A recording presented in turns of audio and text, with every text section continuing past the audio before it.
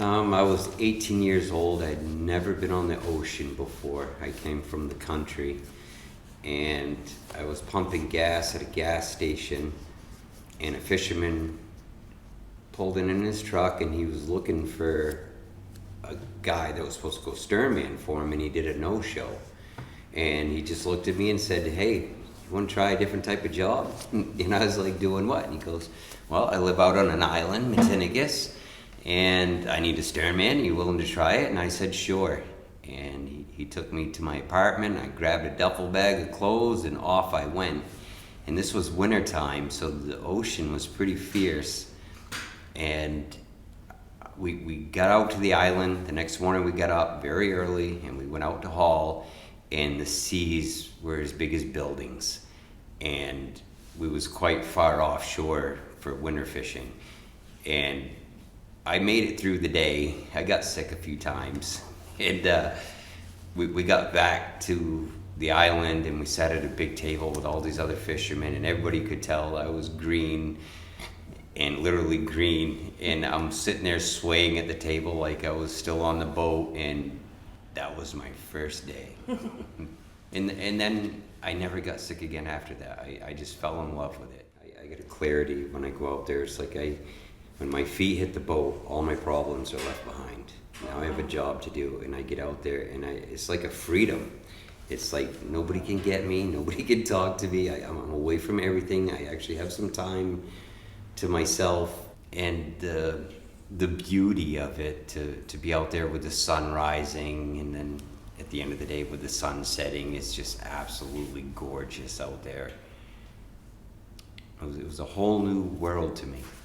We came upon a tortoise, which is the first and only one I'd ever seen, and he was wrapped up in some rope. So Sea turtle? Yep. So I leaned over we're gonna take the rope off him, and he had it wrapped around his neck, and he was just very, very docile. And I reached down, and his head is like this big around. His shell was 3 feet by 5 feet. It was the biggest turtle I've ever seen. And I reached down to get the rope off his neck, and I looked to my captain. I said, "Do they bite?" And he goes, "I don't know." So the turtle, I think, understood what I was doing, and I was able to just unwrap him and set him on his way, and that was quite something special. When you make eye contact with animals that size, it gives you this feeling of there's a greatness in the world that's more than you. And something I really love about the boat that stands out to me is when you go out in bad weather, you get pushed to what you're capable of. You're trying to work and maneuver, walking with weight and moving around in your space without getting hurt.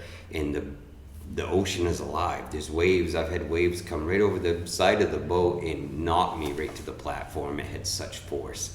Cracked ribs before. I had a stack of lobster crates. We fell into each other because the boat was really rocking, and the tip of the crate caught me under the rib, and it cracked my rib. And then I had to work the rest of the day like that. And my captain's good enough to say, "Oh, if you've had enough, we'll go in," but I wouldn't quit.